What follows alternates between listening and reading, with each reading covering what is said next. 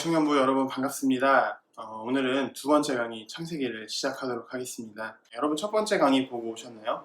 기본적으로 성경에 대해서 전반적으로 다루었는데요. 오늘은 구약을 좀 나누어서 창세기를 함께 좀 살펴보고자 합니다. 여러분 창세기가 영어로 뭔가요? 영어 뭐 다 아시죠?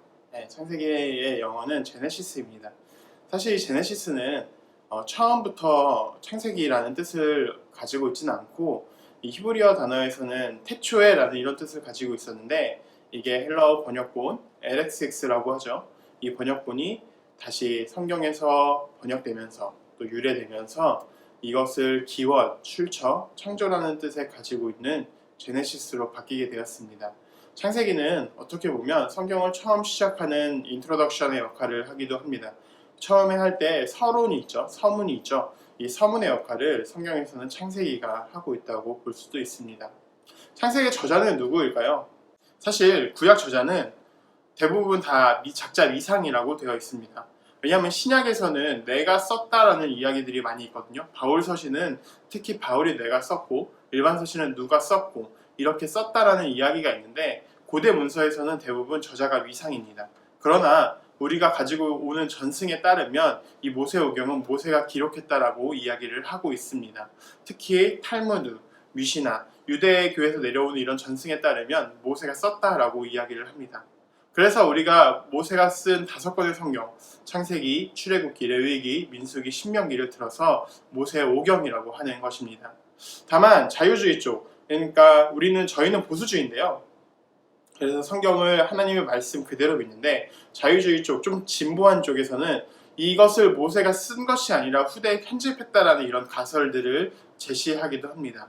이런 가설들을 JEDP 혹은 편집설이라고 하는데요. 이 편집설을 주장하는 학자들은 성경의 논리가 좀 빈약하거나 아니면 그들의 논리가 좀 빈약하다고 볼 수 있습니다. 이미 한 세기 전에 다 끝났지만 그 논의가 계속되어 내려오는 이유는 여전히 그 습관에 따라서 쓰였기 때문이라고 볼 수 있습니다. 만약 이 부분이 궁금하다면 나중에 자세한 내용을 한번 다시 다루도록 하겠습니다. 그러면 창세기의 구조에 대해서 좀 함께 살펴볼까요? 창세기의 구조는 세 가지로 나눌 수 있습니다. 첫 번째는 하나님께서 이 땅을 창조하신 1장과 2장의 창조, 그리고 두 번째는 하나님 그 창조된 인간들이 또 역사를 이루어가는 원시 역사 3장부터 11장까지 또 12장부터 50장까지는 족장들의 역사가 있습니다. 창조에서 다루는 것은요, 세상과 사람, 그리고 동산의 창조입니다. 원시 역사에서는 이 낙원, 에덴 동산에서 쫓겨났고 또 죄와 죽음, 하나님과의 분리, 그럼에도 하나님은 여전히 의인을 찾으시고 그럼에도 여전히 하나님은 하나님의 한 사람을 찾고 있다는 사실을 원시 역사에서 보여주고 있습니다. 족장 역사는 아브라함부터 요셉까지의 이야기를 쭉 다루고 있는데요. 이 창세기는 우리가 너무 읽기 쉽게끔 이야기 형식으로 구성되어 있기 때문에 역사도 되게 재미있고 어떤 역사의 거대한 강을 우리가 흘러나아가는 것처럼 재미있는 이야기를 읽을 수 있습니다. 그러면 우리 세부적으로 좀 들어가 보도록 할까요? 하나님께서 세상을 창조하신 1장과 2장을 좀 함께 살펴보고 싶습니다. 하나님께서 이 땅을 창조하신 이유가 무엇일까요? 여러분 하나님께서 왜 이 땅을 창조했다고 생각합니까? 고대 메소포타미아 문명에서는 신들이 이 땅을 창조한 게 신들의 음식을 제공하기 위해서 인간을 창조했다라고 이야기를 하고 있습니다. 여러분 하나님께서 우리를 음식을 제공받기 위해서 제사를 받기 위해서 우리를 창조하셨을까요? 그건 아니죠. 왜냐하면 에덴 동산에서 우리가 어떤 희생물이나 번제물로 제사를 지내지는 않았기 때문입니다. 그래서 이 고대 근동에서는 다신론, 신을 굉장히 많이 믿는 사람들이 있었고 또 신들에 대한 엄청난 믿음도 사실 존재하진 않았습니다. 그런데 성경에서는 어떻게 나와 있죠? 하나님 한 분이 이 땅을 창조했다. 이 땅을 창조한 이유는 인간을 위해서 창조했고 또 인간에게 문화 명령을 기록하셨죠. 이 땅을 다스리고 이 땅을 정복하고 이 땅의 주인으로서의 역할을 감당하도록 하셨습니다. 이게 엄청난 차이가 있는 거예요. 그 당시에 굉장히 놀라운 일이 아닐 수가 없는 겁니다. 당시에는 유일신 그리고 하나님께서 인간을 위해 이 땅을 창조하셨다는 이 사실 자체를 생각할 수 없었기 때문입니다. 물론 이 창조에 대한 이슈는 굉장히 많아요. 우리가 직접 눈으로 보지 않았기 때문에 이 창조에 대해서 생각하는 범위가 굉장히 큽니다. 가장 쉽게 얘기하면 창조가 며칠 동안 지속되었을까요? 여러분 다 아시다시피 성경은 6일 동안 창조가 지속되었다고 합니다. 그런데 우리가 과학을 배워보면 6일 동안 지구가 만들어졌나요? 과학에서는 어떻게 얘기하고 있죠? 한 43억 년 전, 또 50억 년 전, 우주가 만들어진 것은 대략 200억 년 전이라고 이야기를 합니다. 이렇게 해서 대비가 되는데요. 6일 동안 창조된 것은 젊은 지구론이라고 이야기를 하고 있고, 또 43년, 또 50년, 또 200억 년에서 창조된 것은 오래된 지구론이라고 이야기를 하고 있습니다. 왜 사람들이 이렇게 나뉘어서 보게 되었을까요? 이렇게 된 이유는 히브리어 단어 한 단어 때문인데요. 히브리어 단어 중에 욤이라는 단어가 있습니다. 이 욤이라는 단어가 어떤 날을 특정하기도 하지만 어떤 기간을 특정하기도 합니다. 그러니까 하나님께서 첫째 날에 라고 볼 수도 있고 하나님께서 첫째 기간 동안이라고 볼 수도 있기 때문에 젊은 지구론과 오래된 지구론이 나타나게 되었습니다. 이러한 논쟁에도 여전히 논쟁은 계속되고 있고 여전히 6일 창조론이 맞다 혹은 오래된 지구론이 맞다라고 이렇게 이야기를 하고 있는데 이것보다 더 중요한 사실, 변하지 않는 사실이 하나 있죠. 하나님께서 인간을 그리고 세상을 창조하셨다라는 것입니다. 그런데 그렇게 세상을 창조한 이 하나님 그리고 인간이 처음엔 잘 지내는데 인간은 뱀의 유혹에 의해서 타락하기 시작합니다. 그래서 들어온 게 하나 있죠. 이 욤이라는 시간과 비슷한 시간의 개념이 들어오게 되었습니다. 시간의 개념이 쭉 지속되어서 이어진 게 뭐냐면 죽음입니다. 시간이 멈춰 있다면 우리가 죽진 않겠죠. 죽음이라는 이 개념이 없겠죠. 그러나 시간이 흘러감에 따라서 인간이 늙고 죽게 되었다는 것입니다. 하나님께서는 아담과 하와를 에덴에서 내보내시면서 제일 먼저 동물을 죽여서 가죽옷을 입혀서 내보내셨습니다. 이것이 죽음의 시작이고 아담과 하와는 결국 시간이 지나서 죽게 됩니다. 원시 역사에서 보여주는 역할이 뭘까요? 이제 다음 챕터로 넘어가서 원시 역사에서 보여주는 역할은 무엇일까요? 원시 역사는 몇 장부터 몇 장까지라고 했죠? 3장부터 11장까지라고 했습니다. 여러분 여기서 우리가 잘 알고 있는 몇 가지 이야기들이 있어요. 뭐가 있나요? 여러분 가인과 아벨에 대한 이야기를 좀 들어보셨을 거예요. 가인과 아벨 한 번쯤은 들어봤죠. 그리고 노아의 홍수에 대한 이야기를 들어보셨을 거예요. 바벨탑에 대한 이야기를 들어보셨을 거예요. 이런 이야기들이 다 이 원시 역사 안에 포함되어 있습니다. 원시 역사에서는요. 시간이 들어오고 죽음이 생겨나고 죄가 점점 더 커져갔다는 사실을 보여주고 있습니다. 처음에는 가인이 아벨을 죽이는 데서 끝나요. 그런데 이후에는 라멕이 더 큰 죄를 지었고 그 이후에는 하나님께서 인류를 쓸어버릴 만큼 이 땅에 죄가 너무나 많았다는 것을 의미합니다. 그럼에도 하나님은 여전히 그 안에 의인을 찾고 계신다는 것을 보여주죠. 하나님은 노아를 살려서 인간을 다시 시작합니다. 노아를 살려서요, 인간의 역사를 다시 시작해가는 과정을 보여줍니다. 그런데 문제는 뭐냐면 이 안에서도 여전히 죄는 계속되었다는 거예요. 노아가 아무리 당대 의인이라고 했지만 노아가 아무리 당대 하나님께서 선택한 사람이라고 했지만 여전히 그 안에서 죄의 씨앗은 우리 안에 있어서 그 죄가 계속 커져 나아가고 있었다는 거예요. 결국엔 어떻게 했죠? 바벨탑을 지은 목적이 뭐예요? 우리가 하나님만큼 높아지자. 우리가 다시는 이 홍수로 인해서 우리가 멸망당하지 말자라고 해서 인간들이 바벨탑을 지은 거거든요. 그런데 하나님께서 노아의 홍수의 이후에 내가 다시는 물로 심판하지 않겠다라고 선언하셨어요. 그럼에도 인간은 여전히 하나님을 믿지 못하고 죄 가운데 빠진 모습을 보여주게 됩니다. 노아의 홍수로 인해 하나님께서 인간을 쓸어버리셨다면 바벨탑 사건으로 인해서 하나님께서 인간의 언어를 혼잡하게 하시고 인간을 흩으셨습니다. 그럼에도 여전히 하나님은 의인을 찾고 계셨다는 것을 볼 수 있죠.